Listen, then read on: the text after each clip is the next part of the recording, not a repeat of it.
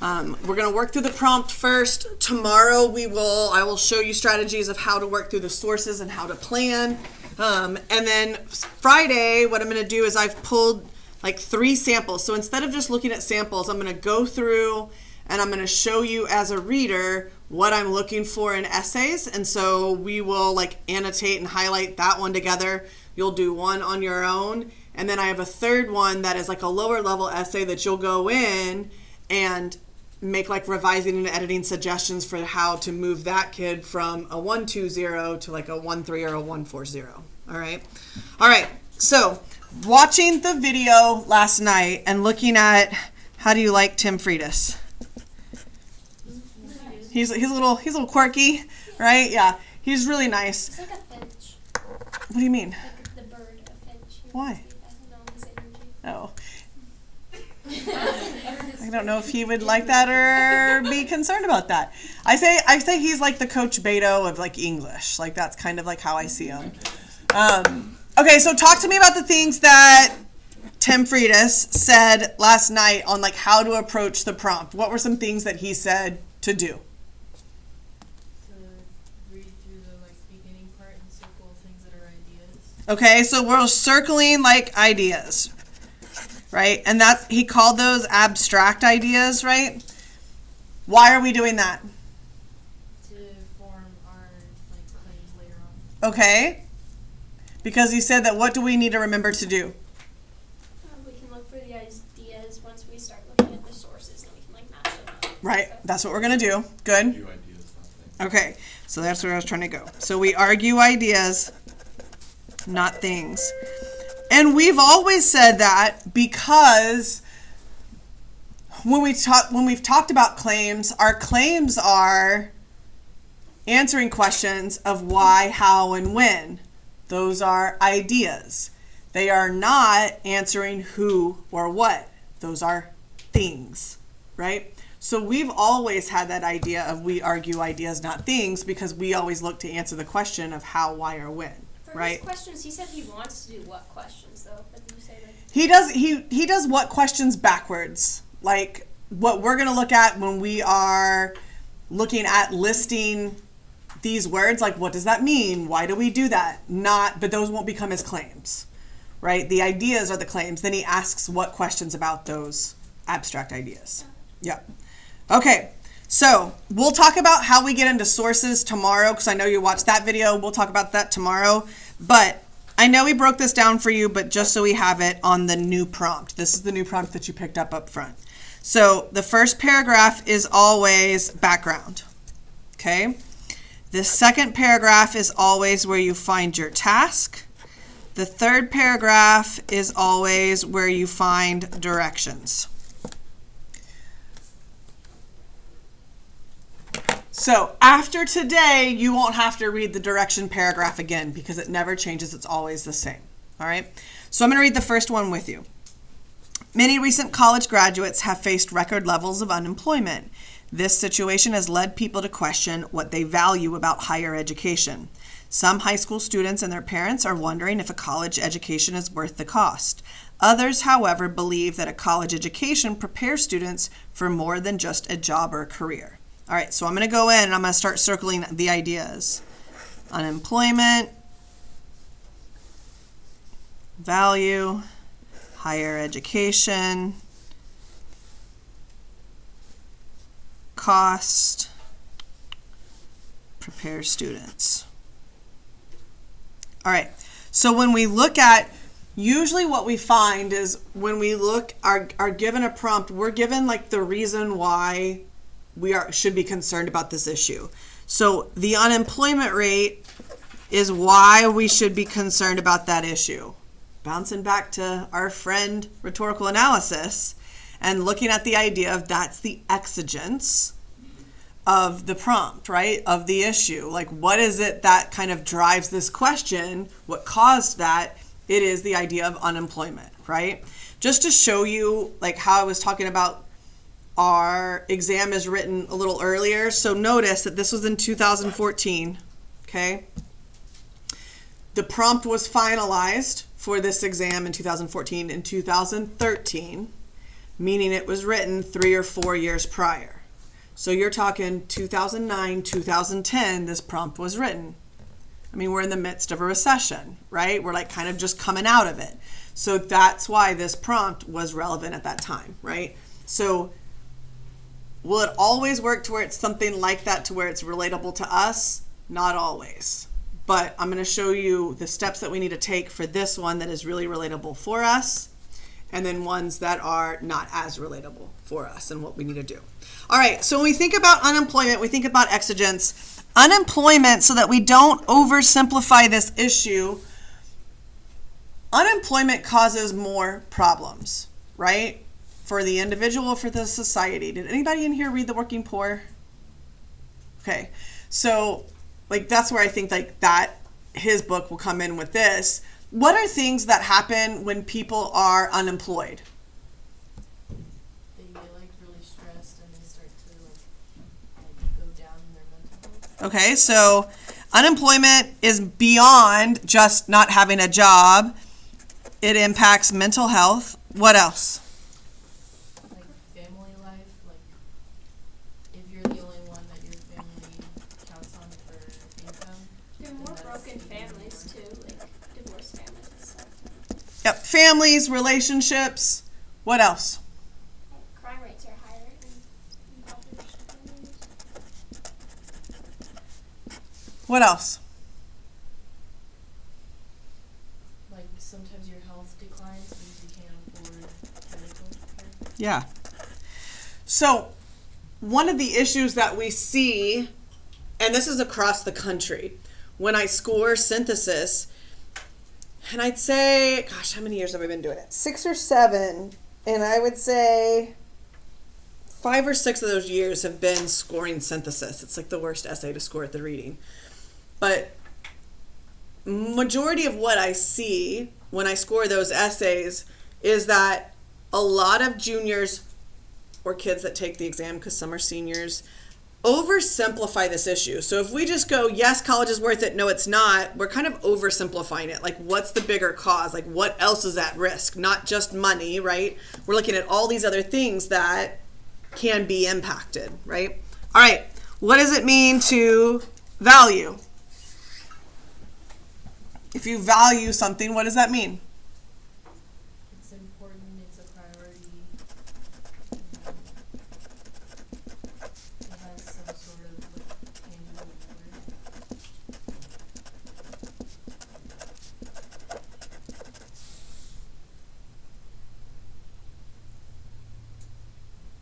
Anybody else?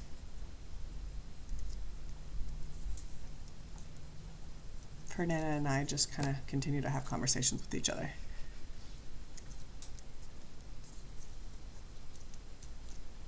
Anything It else? can also be like something you're willing to sacrifice other things for.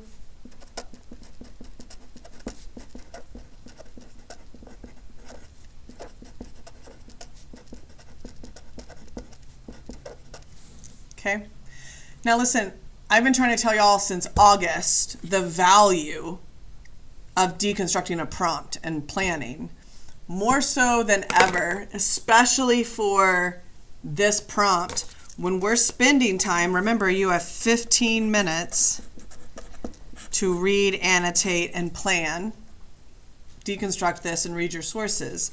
More than ever for this one, when we are doing all this kind of brainstorming and deconstruction, what you're doing is you're giving yourself language to analyze the sources. Like all of these are going to be reasons that you can explain some of the sources that you have, right?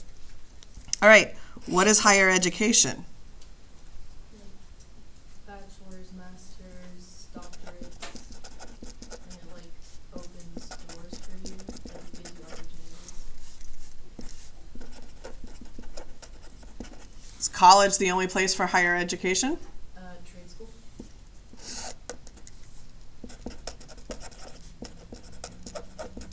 Some of my earlier classes, we also kind of had the discussion of like military is also an option, right? Like as a trade school trains you for a specific trade, military does the same thing. They train you in a specific skill, career, job, whatever it might be, right? Miss Smith? Yep. So it says higher education here, but then later it talks about belief that college. And so is it like when if you're making your argument like against it, could you like use other higher educations? Because it like Yeah. Okay. Yeah. I mean, because that's like our sources are going to look at obviously careers that are supported by college degrees, careers that don't need college degrees. But then you can also enter in the argument of, yes, college can be worth the cost. However, there are other opportunities like trade schools or even military that pay for your college or that give you other training that could be considered the equivalent to that college degree, right? So where we're not going off to other reasons to explain what our options are, right? All right. Then we talk about cost. What is cost? Is college worth the cost? What's the cost? What you sacrifice. Okay, sacrifice. Obviously, money, debt, time. That would be something that you would sacrifice, right? Anything else?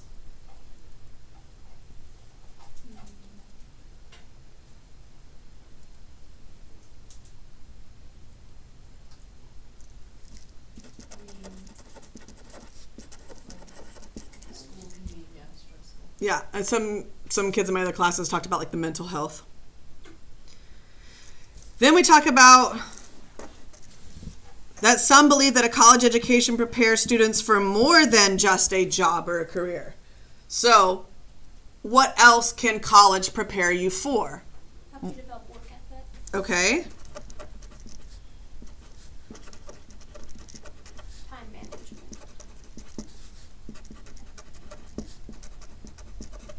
Okay. It can open a lot of careers. Like you'll meet people that will help you get into your career. Yep. So creates like connections and relationships. Anything else? Well, it also gives you, like, a lot of people say, like, college was, like, the best time of their lives, so it gives them a lot of important memories.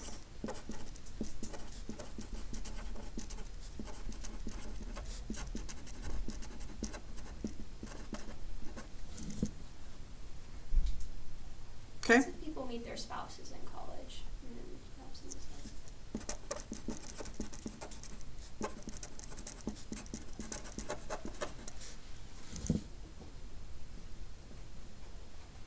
All right.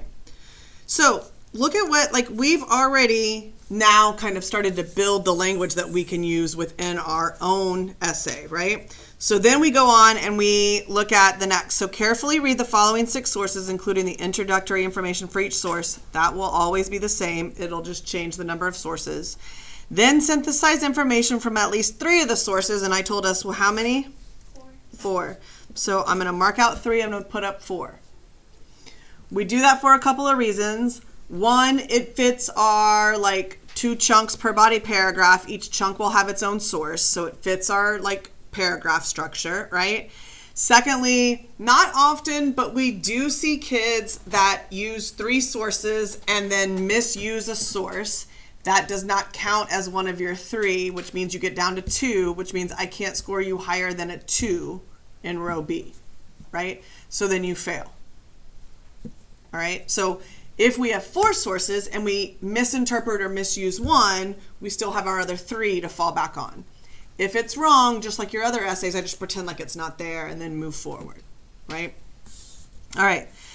4 of the sources and incorporate into coherent, well-developed essay that when we find, the only thing we really need to find in the second body paragraph is your task, your marker verb, right? So evaluate whether college is worth the cost.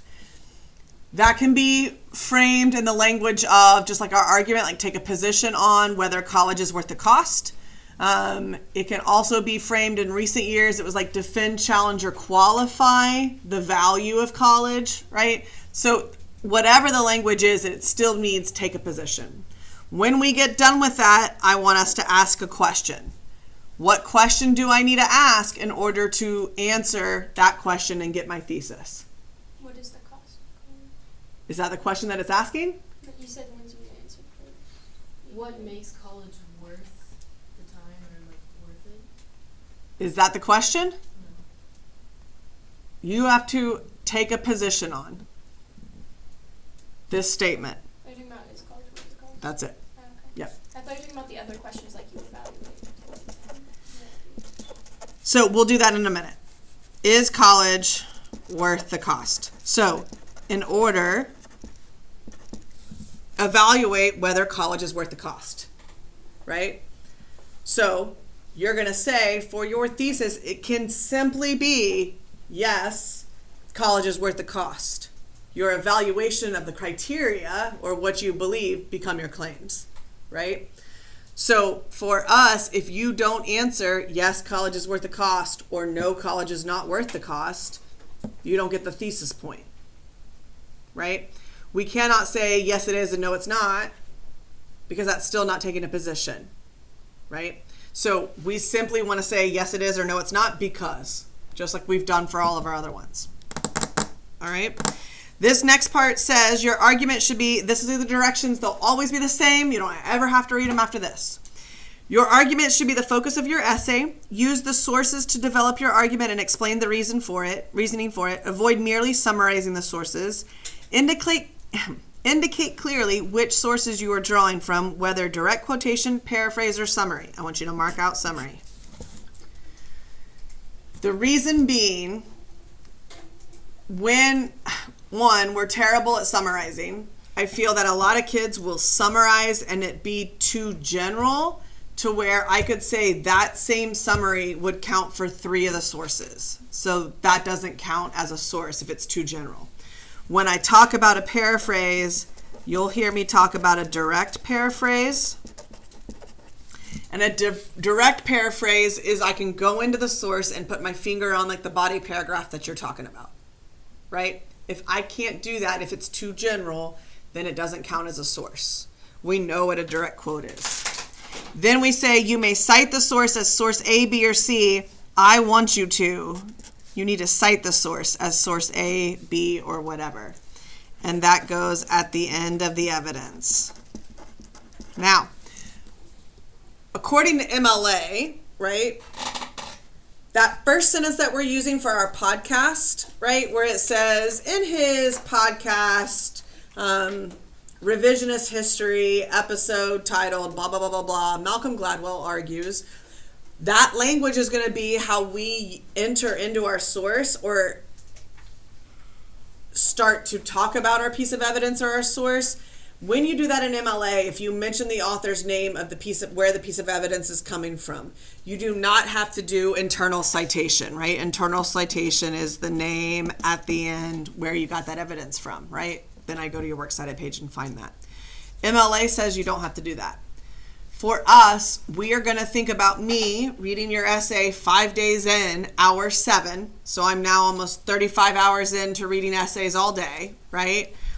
You want to make it easy on me. So we're going to introduce the quote and the piece of evidence as, in his podcast, Malcolm Gladwell argues that blah, blah, blah, blah, blah. And then at the end, we're going to cite what source it came from.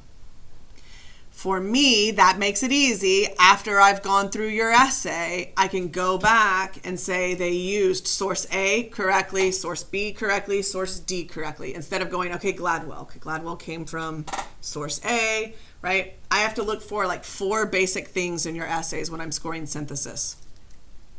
Do you have a position? Do you use the sources correctly? Do you cite those sources? And do you have your own argument? So it's more intensive than rhetorical analysis or argument. So we want to make it easier on us by just doing both. The citation at the beginning, introducing the author's name, and then citing the source A at the end. Okay? All right.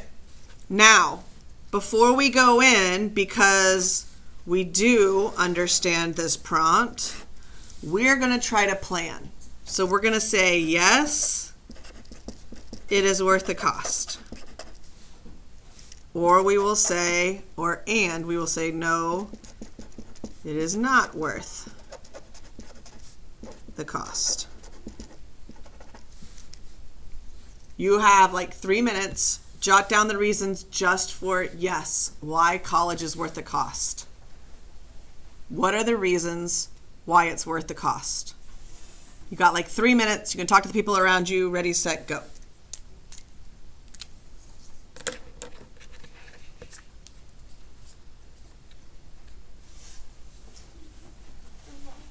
most obvious one is like job opportunities.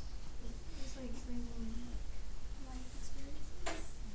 Yeah, I think it kind of helps you develop as a person because when you go straight into the workforce, like you don't really know what's going on. Whereas like college kind of like prepares you to like live on your own and stuff.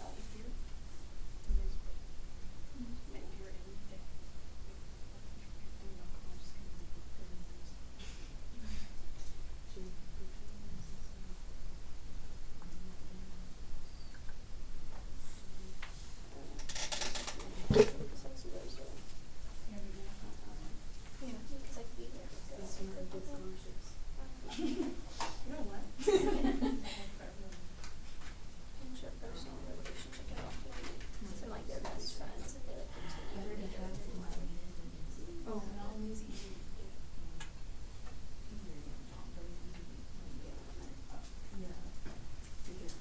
That's what I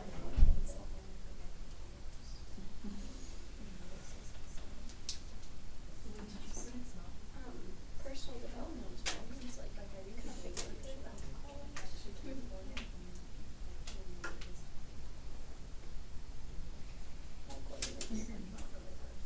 Because most people when they go straight to work, they're like,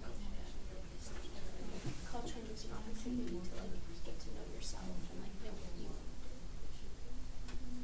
Yeah. So,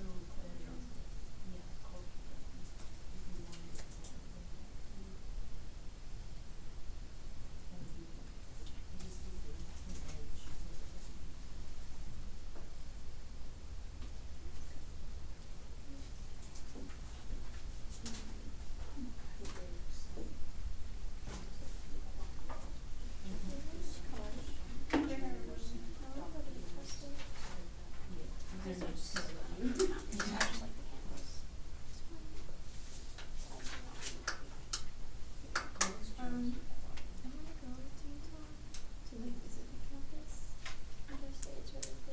Yeah. I only went there once. My sister and wedding.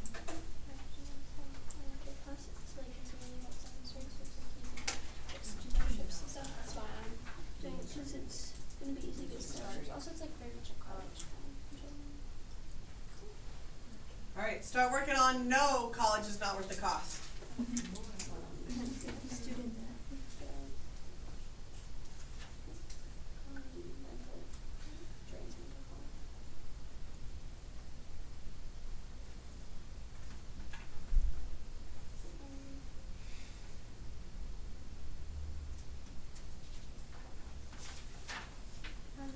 Necessary like payments, like you know parking is like so expensive. I think that'd be bad though. I mean, where do I go for those things like that? Like wasting money on like a skill you might not use. Cause like some people will major in something and they like don't even get a job. They like needed that major. And you're like, yeah. Waste money on useless. Is it like not all the time, but for a lot of people, it's like their degree does nothing for them. Yeah.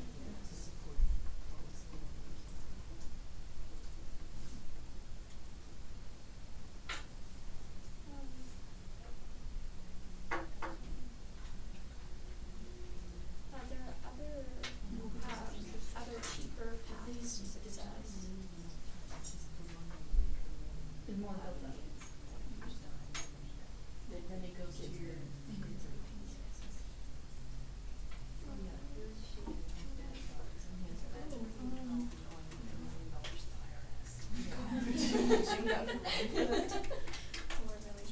Your father didn't pay off his college debt, so. Like my sister, she had to drop out. All right, let's look at first, what is the reason why would college be worth the cost? You can like gain connections and also not only do jobs become available, but higher job positions become available.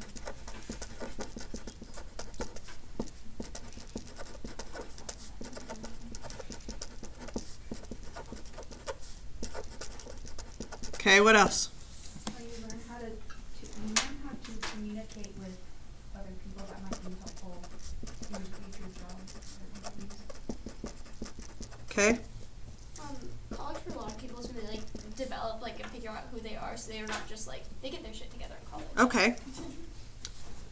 Sorry about that recording. So, like, I mean, like, their personal development, and they figure out, like, a direction in their life, right? Okay. Also, like in the hiring process, you're more likely to be hired if you have college experience. So some jobs prefer, or place value on degrees. You figure out how to live on your own, because now you have to manage all your money and stuff. Hopefully you figure that out. Some jobs just require college, like doctors, teaching, and stuff like that. You can also work with college and do like internships or have a mentor. Okay, so you can gain mentorships or interns through the college. Okay. Also, like, even if you can't afford it, there's a lot of programs to help with that aren't like student loans. Okay, so funding help. I know, like, I found out that my kid, did I tell you this? That Texas has a bill, they did, I don't know if they still do, called the Hazelwood Act, that if you enlist in the military while you are a, like, Texas citizen, then you can go to college for free. The GI Bill pays for it, but the Hazelwood Act pays for more, and then all your dependents do. So we're going to start looking at all colleges in Texas, every one of them, except for they have to be public. So Cooper can go to college for free. I'm like, heck yeah, okay, cha-ching. All right, so why would college not be worth the cost? Yeah. Student debt. Okay, yeah, I mean, that's obviously the number one. What else? Mental health issues. Why else? Less time to work. Less time to look for work. Like, it's hard to balance college and a full-time job. Someone might have someone at home that they need to take care of, like full-time. Okay, Less sleep, so you have- come on. Less sleep. You're already getting less sleep now as a junior. Lots of people will get degrees that like do nothing. They'll just like waste all this time and money, and then they don't gain anything. Okay, so they don't, so it doesn't, Guaranteed. doesn't guarantee a job. It doesn't guarantee a job. It also doesn't guarantee success. Right? I put, even though the funding, like, things can help, some of them are, like, really hard to sign up for and get into and apply. You mean like, so even though there is financial aid, some financial aid problems, It's difficult to, like, compete with the other people that. yeah.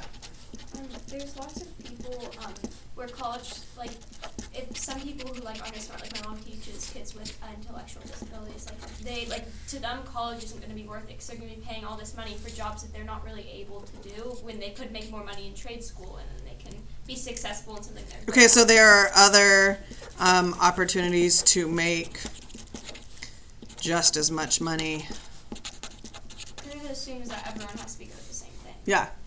Well, and I think somebody in my last jobs are really on the rise, like especially when we got into COVID, right? And people were having to work from home. Like we still needed like mechanics. We still needed plumbers. We still needed AC people. Like those were mandatory jobs, right? We have a family friend that has been working for BMW for almost 20 years now, and she's a mechanic. She makes 6 figures and loves her job, right? Just loves her job because that's what she likes to do. Doesn't have a college degree, but the amount of money that you spend on fixing your car, right? That sure does come in handy. Okay, so this is great because what happens is now, as Frida said in his video, now when we go into sources, we start to have our own voice, because when we go into sources, now we are looking for sources that support these ideas. When you find 4 sources that support 2 of these ideas, you can stop reading. You don't have to read any more sources. You can be done because you found the 4 sources that I'm requiring, right? That also helps you to create your own voice. The other thing that I'm going to tell you is I want us to look at like being an expert.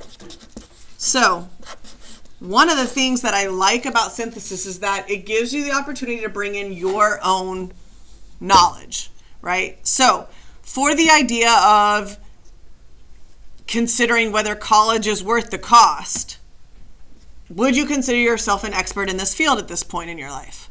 Yeah. Absolutely.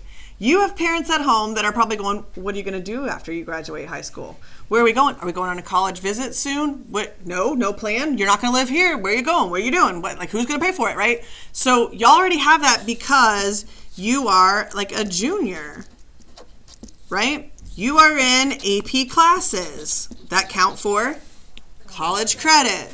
What else can make you an expert in this field? Siblings. Yep, maybe you have a sibling that has already gone to college. What else? Your parents. Maybe your parents, and it can go either way. Maybe your parents did go to college and they say, I did, you have to too. Maybe your parents didn't go to college and they say, I didn't, you have the opportunity, you absolutely will.